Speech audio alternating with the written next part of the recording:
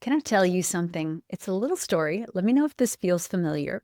You're scrolling Instagram. You're not even looking for anything specific. You're just scrolling, and then you see it. A yoga teacher you follow has posted a reel. Beautiful studio, perfect lighting, a sequence that looks effortless and creative and somehow both accessible and advanced. The comments are glowing, the shares are climbing, and something shifts in your chest. It's subtle at first, a little tightness, a little heat, and then the thoughts start. Why can't I come up with sequences like that? My classes are so boring compared to hers. She makes it look so easy. I've been teaching for 5 years and I still spend hours planning. Maybe I'm not cut out for this. Now, in the space of about 90 seconds, 5 different things just happened inside you. 5 distinct forces fired, one after the other, so fast you experienced them as a single feeling, I am not good enough. But they're not one feeling, they are 5, and yoga philosophy named them 2,500 years ago.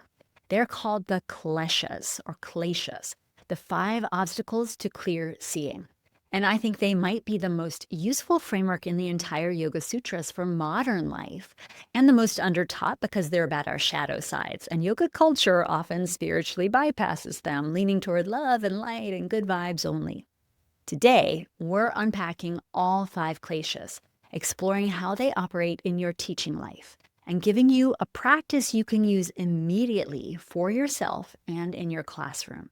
This comes from chapters 15 through 17 of my new book with my friend Alexandra Desiato, Yoga Off the Mat. It's available July 14th wherever books are sold.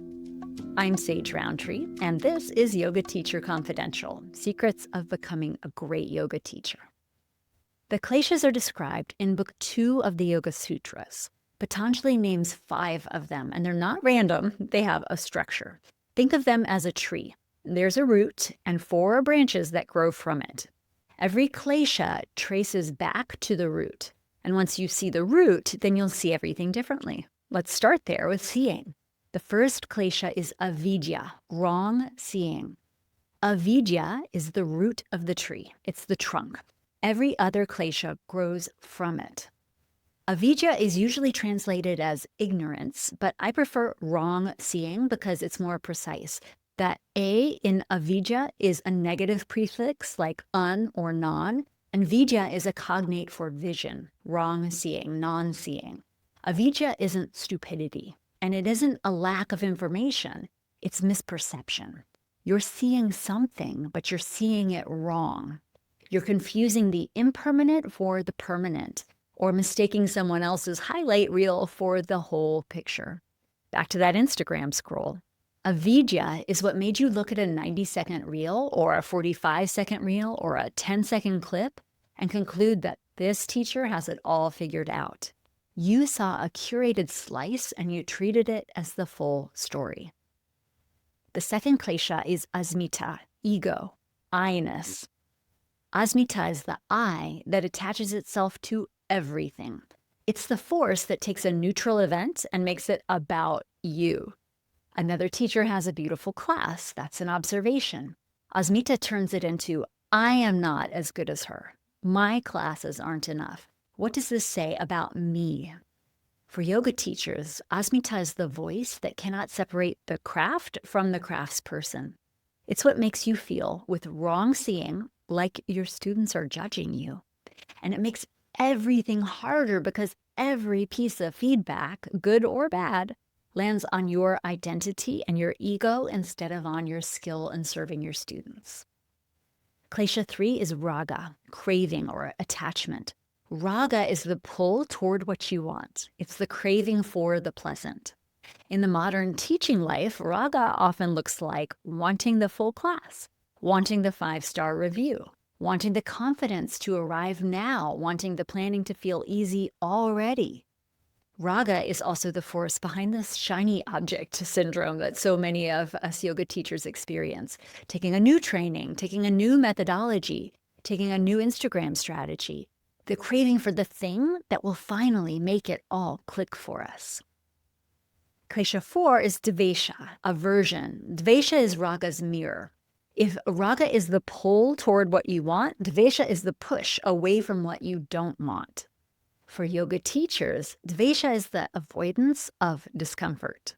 It's the reason you don't ask for feedback. It's the reason you don't try a new class format.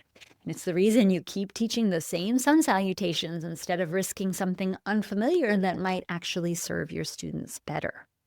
Dvesha is also what keeps teachers on the sidelines, thinking they aren't ready.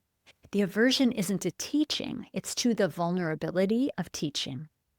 Remember our comfort zone philosophy. We have to push beyond the comfort zone into the growth zone so that we can expand our comfort zones. Dvesha is the force that keeps you from making that push.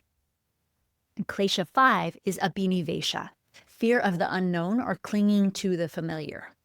Abhinivesha is the deepest and the most primal of the 4 branches.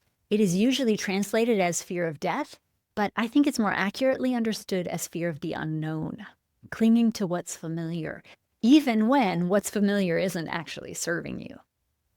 For yoga teachers, Abhinivesha is the reason you stay in the teaching situation that's draining you instead of making a change.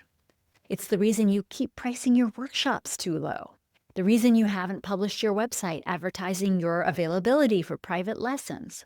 Not because you enjoy it, but because the known, even when it's painful, even when you know it isn't working for you, it still feels safer than the unknown. Now let's go back to that Instagram scroll and trace all 5 kleshas in real time. Avidya, you saw a curated reel and mistook it for reality. Asmita, you made it about you. What does this say about me? Raga, you craved what you think she has, the ease, the creativity, the engagement. Dvesha, you pushed away the discomfort of where you actually are. And Abhinivesha, you clung to the familiar narrative, I am not enough, because it is a groove, it is a samskara that you have worn smooth. That's 5 forces in 90 seconds or less, and they all land as one feeling, I'm stuck. But now you can see the machinery, and seeing the machinery is the first step to interrupting it. Here's why I think the kleshas are the most undertaught framework in the Yoga Sutras. They aren't about poses or meditation technique. They're about the human operating system. They describe the default patterns that keep people cycling through the same suffering. And for yoga teachers specifically, the kleshas explain so much of what we struggle with. The confidence gap, that's Asmita welded to Avidya.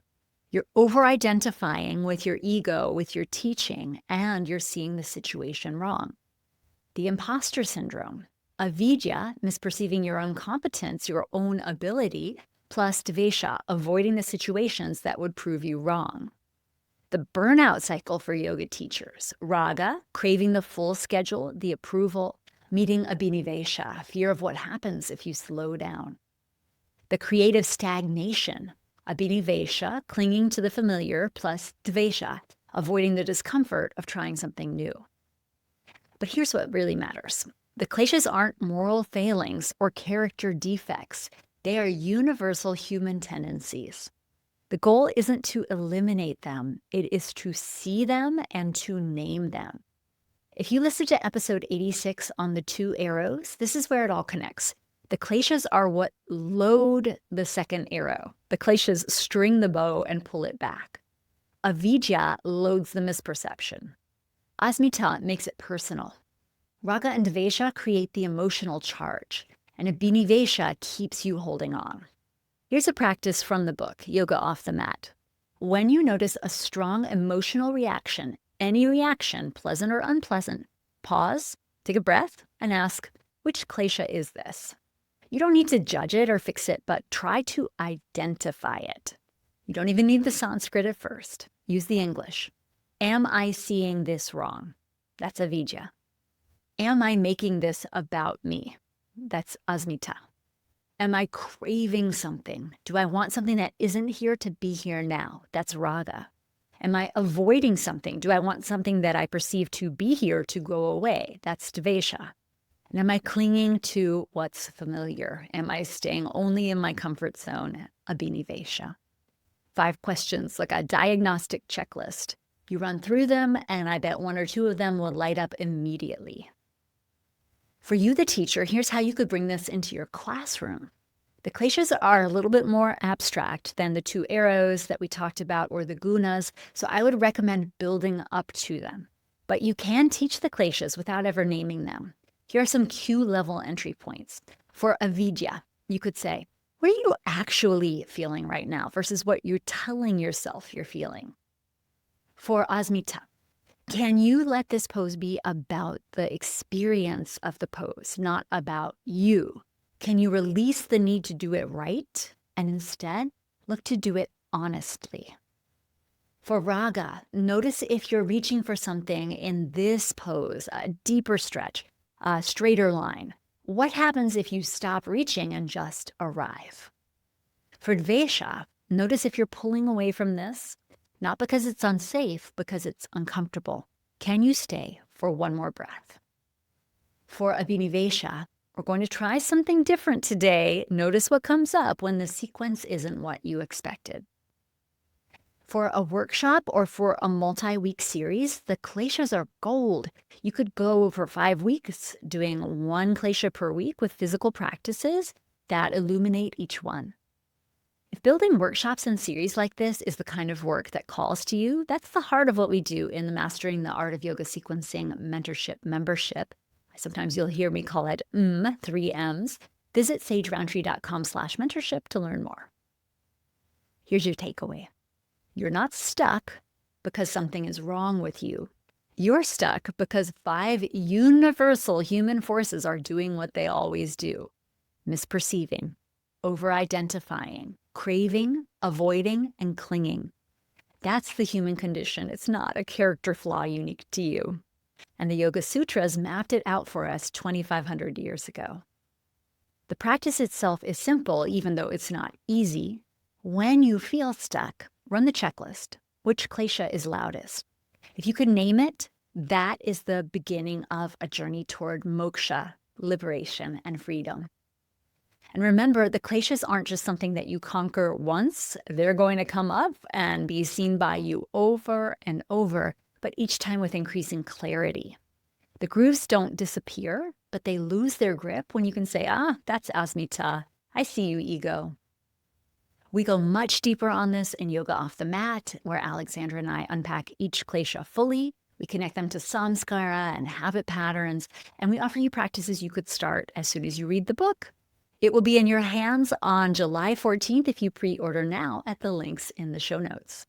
And if you want to do this work alongside a community of yoga teachers who take the craft seriously, who are willing to look at their own patterns and want to keep growing, join us in the Zone, my free community at comfortzoneyoga.com. Please rate and review the show if this was useful. It really helps other teachers find us, and that matters a lot. Thank you so much for joining me today. This is Yoga Teacher Confidential. I'm Sage Rountree. I'll see you next time.